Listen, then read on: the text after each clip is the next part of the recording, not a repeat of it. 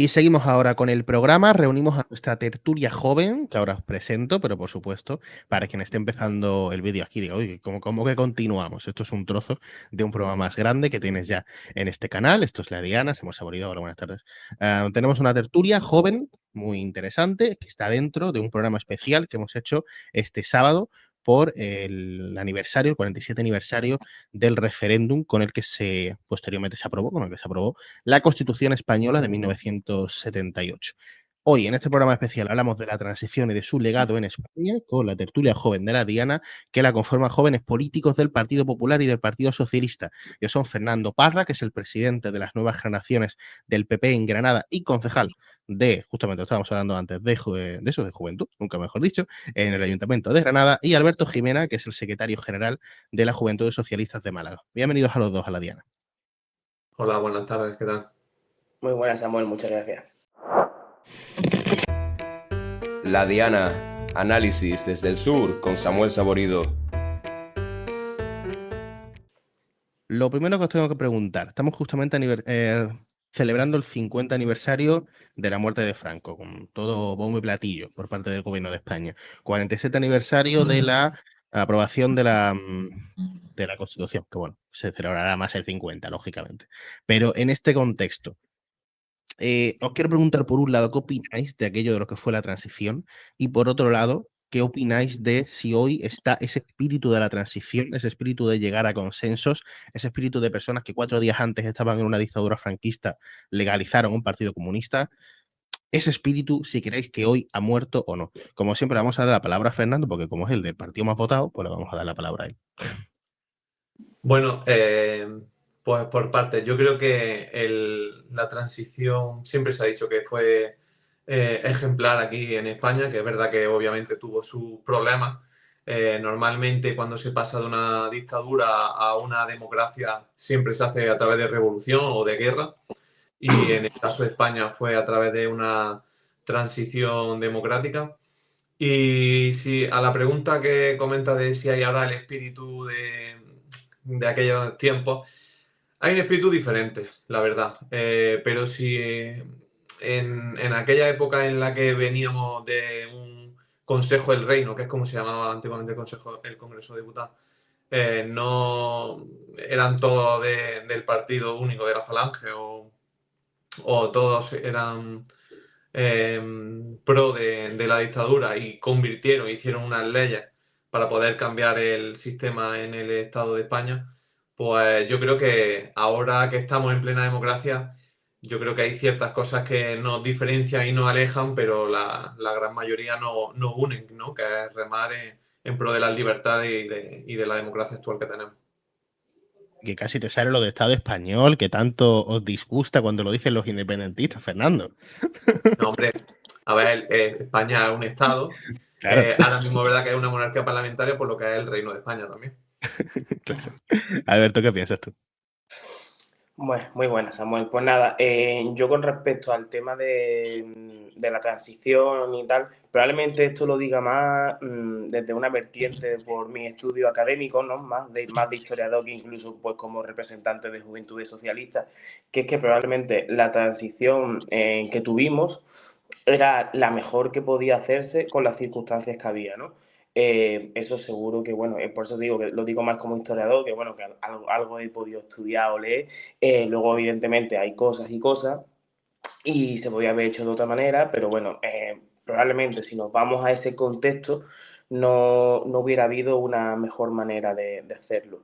Y con respecto a que si el espíritu sigue ahí, bueno, son tiempos difíciles y cada tiempo tiene su idiosincrasia, ¿no? Como se dice. Yo creo que vivimos una época muy distinta a aquella, todo mucho más rápido, todo mucho más digital, donde se premia el cortoplacismo, donde se premia el titular. No sé yo si el espíritu sigue ahí, pero bueno, como se ha dicho aquí, evidentemente entre todos y todas hay muchas más cosas que nos unen de las que nos separan, ¿no? Y había más cosas en aquel momento, porque al fin y al cabo todos éramos ciudadanos y yo creo que así sigue siendo hoy, ¿no?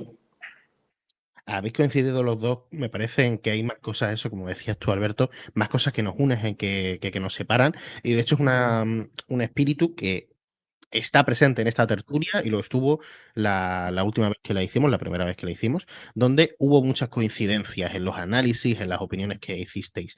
Dado ese contexto en el que hay más que nos une que nos separa, esa frase tan escuchada, ¿por qué pasa lo que pasa en la política actual? Porque tenemos a un PP y a un PSOE que son incapaces de entenderse, a unos partidos a la izquierda e incluso a la derecha que criminalizan al PP y al PSOE cuando se ponen de acuerdo, pues yo qué sé, para hablar del Consejo General del Poder Judicial o del Tribunal Constitucional.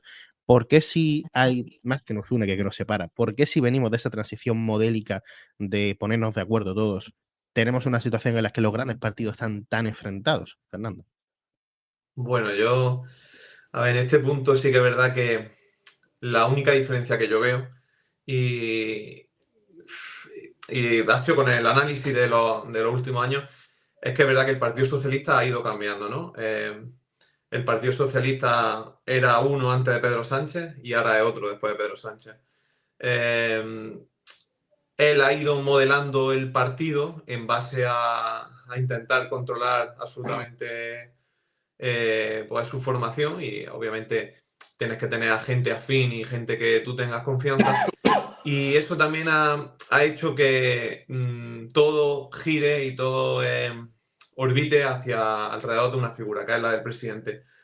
Yo creo que el Partido Socialista ha demostrado muchas veces que tiene muchísima gente importante y muy capaz, como han sido en varias primarias suyas. Y yo creo que ahora el movimiento que ha tenido Pedro Sánchez en hacerse con el poder y el control absoluto del partido, yo creo que ha sido en detrimento al final de un Estado democrático como el de España. Entonces, por esa línea, es verdad que el Partido Popular está viendo que es complicado sentarse a hablar con el presidente del gobierno, ¿no? Es complicado llegar a ciertos acuerdos. Es verdad que, como has comentado antes, pues pactaron en el Consejo General del Poder Judicial, pero estamos ahora mismo en un punto, por ejemplo, no sé si fue ayer o antes de ayer, cuando tu principal argumento es, ahora que han empezado ya las elecciones en Extremadura, ¿no? Y ayer hubo un mitin, donde tu principal argumento para ganar unas elecciones es decir que quiero que pierda la derecha, yo creo que no genera mucha confianza en la ciudadanía, ¿no? Entonces,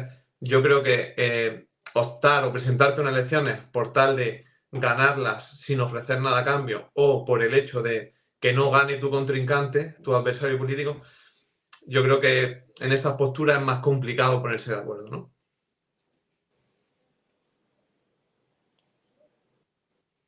Yo creía que esto iba a fluir. Alberto, habla.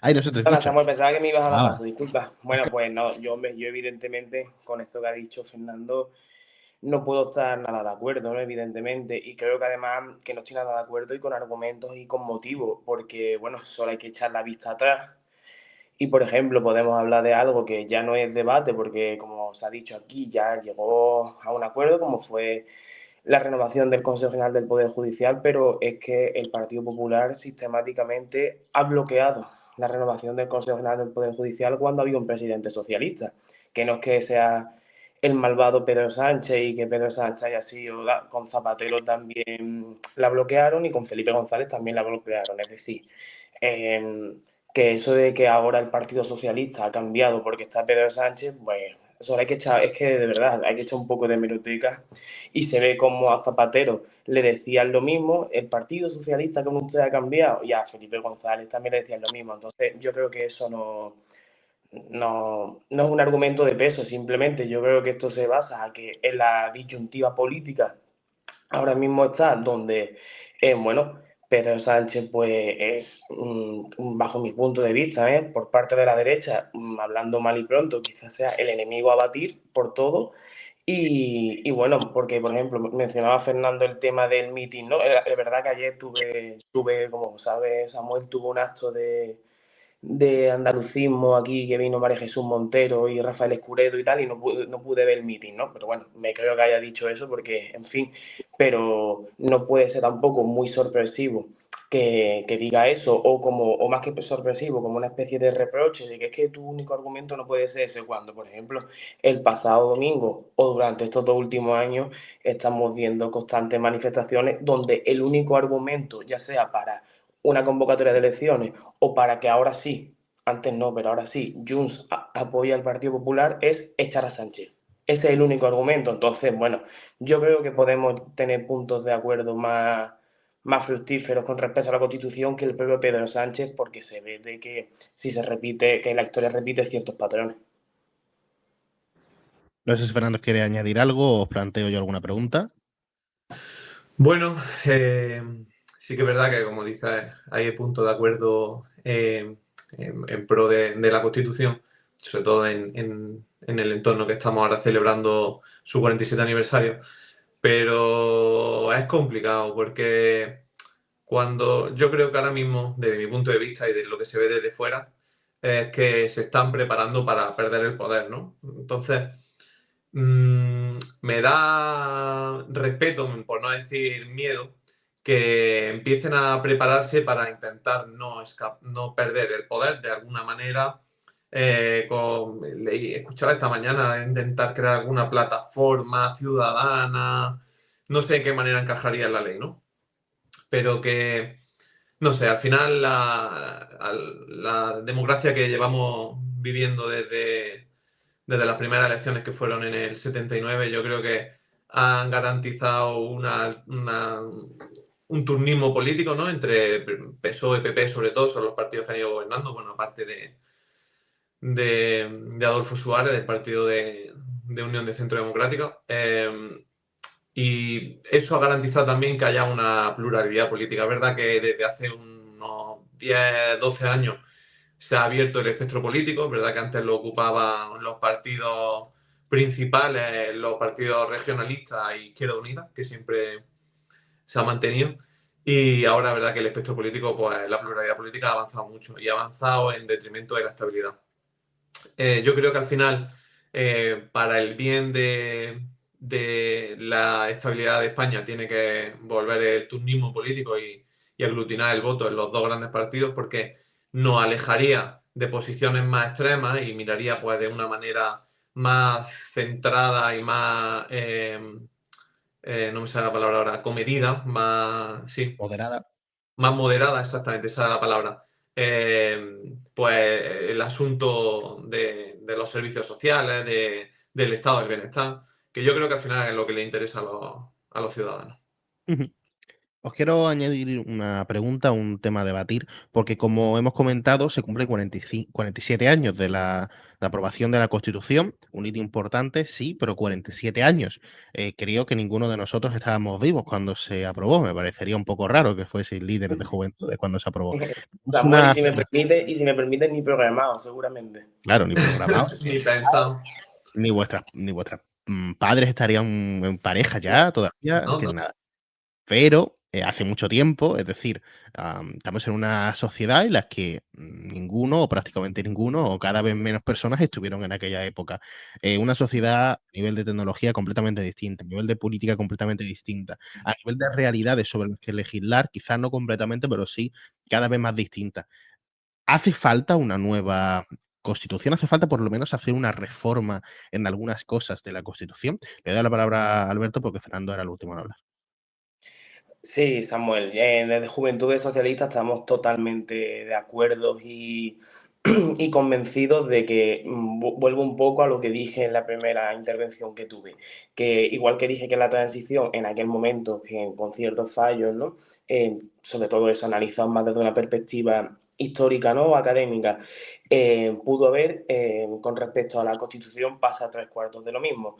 Probablemente tuvimos la mejor Constitución que podíamos tener en aquel entonces, a mi juicio incluso, teniendo en cuenta el contexto político e ideológico que había en aquel momento, bastante progresista para lo que cualquiera pudiera esperar en aquel momento, pero ya sí, han pasado ya 50 años, han pasado ya muchos años y la Constitución necesita una reforma, que no es cambiar la Constitución, es reformarla, probablemente no sea ni siquiera quitar cosas o quitar artículos, mejor dicho, sea añadir nuevas o hacer matices sobre otros, ¿no? Y yo creo que eso también fue uno de... En la Constitución también hace poco, si no me equivoco, la última reforma que hubo fue la de quitar un término, que si no me equivoco me podéis corregir, fue el de disminuido, ni se corrigió, ¿no? Entonces yo creo que ahí tiene que ir por ahí tiene que ir la idea, ¿no? De palabras que quizás socialmente estaban aceptadas en aquel momento, pero que hoy ya, con el paso de los años, no tienen ninguna cabida, corregirlas. Y bueno, yo creo que sobre todo la Constitución tiene que entrar más fuerte, temas digitales, por supuesto, tiene que haber, tanto en la Constitución como en la legislación, se tiene que hablar de lo digital, y es una realidad que no existía en aquel momento y ahora existe y hay que tocarla.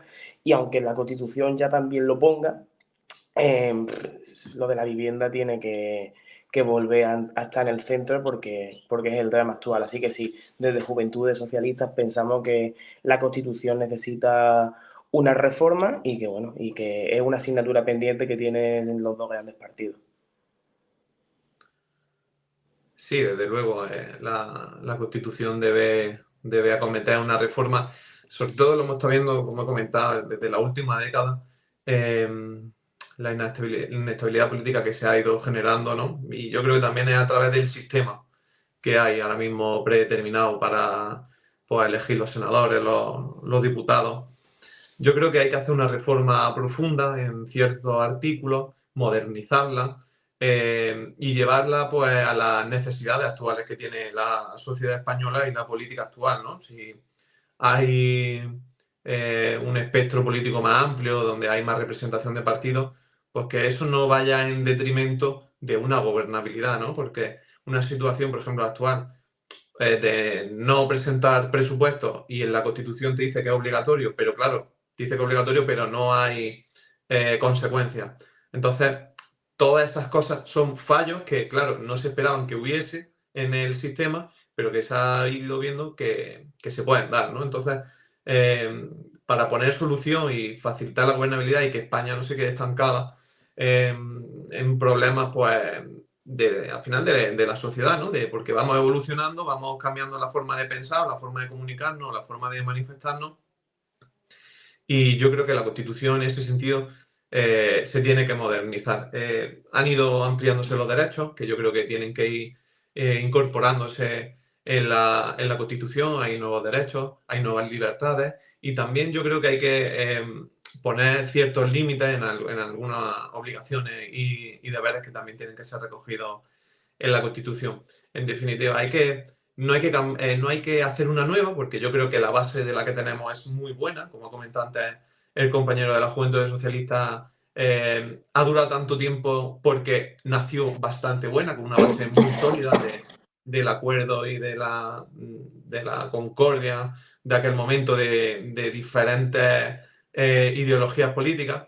Y de esa buena base yo creo que se puede seguir cimentando una buena reforma de la Constitución. Yo creo que para eso, por ejemplo, siempre ha habido regionalismo, ¿no? En España, desde el inicio del PNV hasta el independentismo catalán desde principios del siglo XX, ¿no? Entonces, ha sido una evolución que yo creo que también se tienen que reconocer de alguna manera esa no diferencia, ¿cómo lo diría? Diferentes culturas o diferentes regiones históricas, bueno, aunque en la Constitución pone regiones históricas también, o sea que ya viene reconocido el tema de las nacionalidades en la Constitución.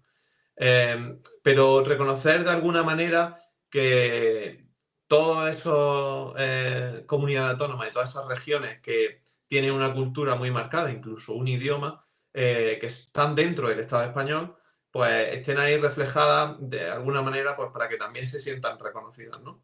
Yo creo que ahí también podríamos acabar un poco con el tema del independentismo, tanto catalán como vasco. El hecho de, pues, reconocer su cultura o su región o de alguna manera su nacionalidad, ¿no? Entonces yo creo que sería importante, sobre todo, pues, para actualizar un poco cómo está la sociedad de España.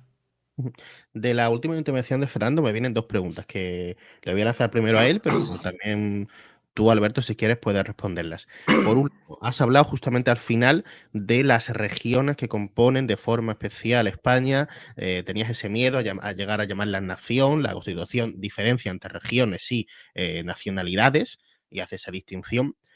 ¿tú hacia dónde señalas? Porque si quieres, digamos, contentar un poco más a ese sector regionalista, reivindicando un poco más, podríamos estar hablando de un modelo más confederal, donde pueda haber dentro del mismo Estado distintas naciones.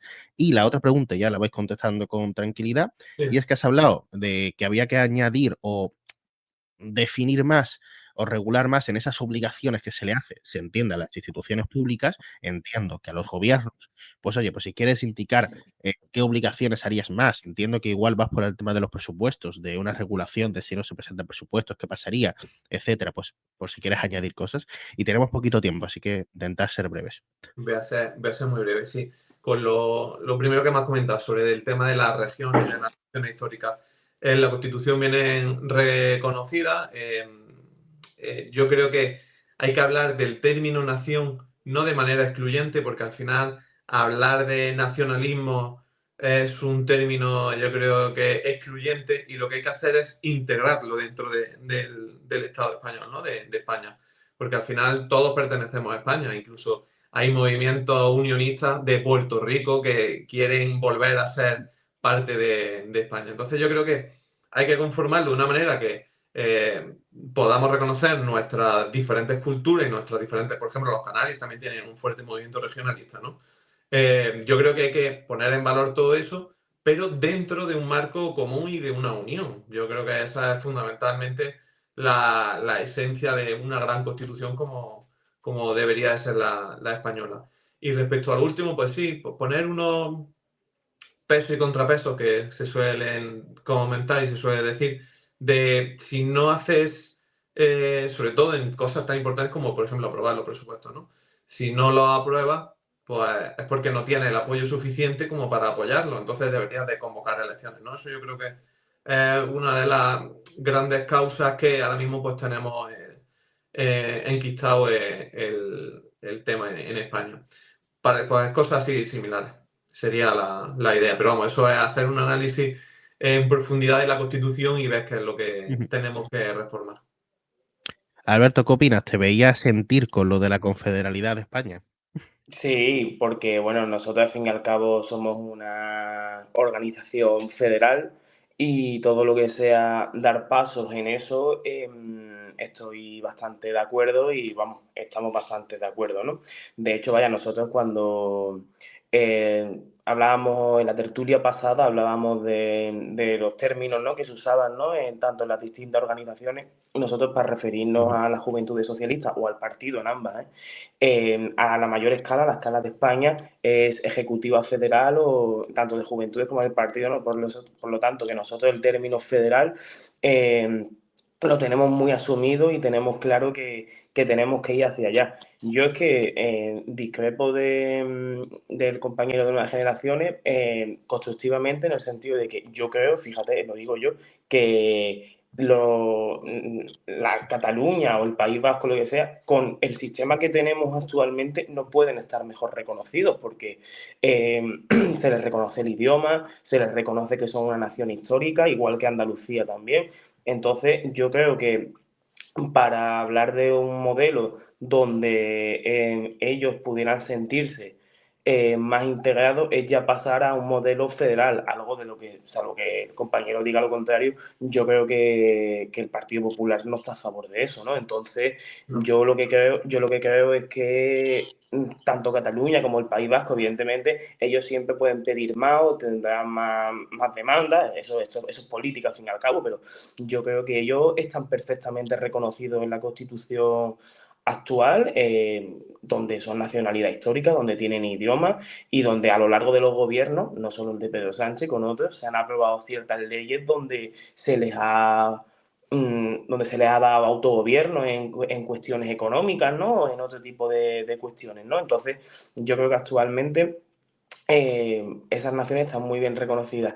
Y la otra pregunta, la otra cuestión, ¿cuál era? Si no, lo de los presupuestos, lo de los incumplimientos y eso. Sí, exacto. Claro, no está mal, no está mal. A mí lo único que, permitidme que me sonría, me sonrío con la mayor, con el mayor buenismo y el mayor buen rollo que tiene esta tertulia, de que es verdad que este tipo de de ofertas, ¿no? Este tipo de reformas siempre se piden cuando el Partido Socialista está en el gobierno y ocurre esto, ¿no? Porque es verdad, oye, los presupuestos no se han aprobado actualmente y tienen muy mala pinta, ¿no? Hay que ser honesto, ¿no? Los presupuestos de 2026 no se ha aprobado el techo de gasto, tiene mal aspecto, pero bueno, también es que nos podemos ir hace muy poco, donde creo que vi que Mañueco había aprobado un presupuesto en 5 años, o donde Ayuso, antes de tener mayoría absoluta, estuvo 3 años sin presupuesto, ¿no?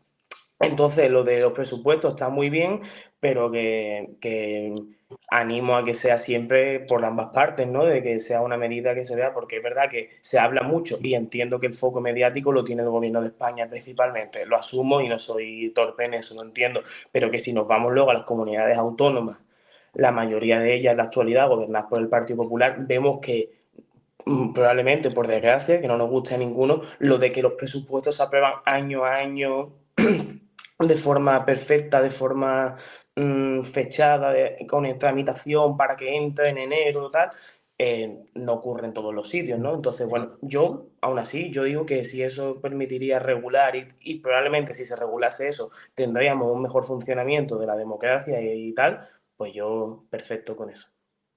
Vamos a terminar con esta pregunta a la tertulia. Voy a preguntársela primero a Alberto, aunque acaba de hablar, porque, digamos, su formación política, bueno, dado también la diferencia entre el PSOE y las juventudes, hay un poco diferente, pero bueno, representa algo quizás donde no tienen muy claro lo que piensan sobre esto. Hablábamos antes de reformar la Constitución. Uno de los artículos claves que se podría llegar a reformar es el artículo en el que dice que la jefatura de Estado es una monarquía. Os quiero hablar, dadas las polémicas que ha habido con el anterior monarca, Juan Carlos I de Borbón, todas esas polémicas relacionadas a la economía, relacionadas a su ámbito familiar, relacionadas a no tributación de impuestos, relacionadas ahora a dónde habita, al último vídeo que hemos visto hace escasos días. ¿Podríamos entrar por lo menos en el debate en España de la República? Se lo pregunta un representante del PSOE que se muestra muy cómodo con la monarquía, pero un representante de la Juventud Socialistas que dice ser republicana. Intervenciones de un minuto, por favor. Sí, las Juventudes Socialistas por estatuto somos republicanas. Entonces nosotros como organización autónoma e independiente pedimos la república. ¿Es actualmente posible abrir ese melón? Es complicado, ¿no? Porque hay otros temas de mayor actualidad. Yo sí que digo que, ya que has mencionado al anterior rey, al rey Juan Carlos, creo que lo que sí que puedo decir es que el rey Juan Carlos actualmente es una fábrica de que es republicano. Es impresionante, cada vez que abre la boca yo creo que le hace mucho daño a la monarquía. Por lo tanto, allá la Casa Real cómo gestiona eso, ¿no? Que entiendo que es un problema gordo. Yo sí que pienso, y como lo has dicho, no tengo mucho tiempo, concluyo, de que la monarquía parlamentaria que tenemos actualmente fue un buen modelo para transitar de la dictadura a la democracia, pero yo sí que siempre pensaré y pienso que una república es el sistema político más justo y más democrático que pueda haber. Obviamente, Nuevas Generaciones defiende a la jefatura de Estado como el rey de España, ¿no?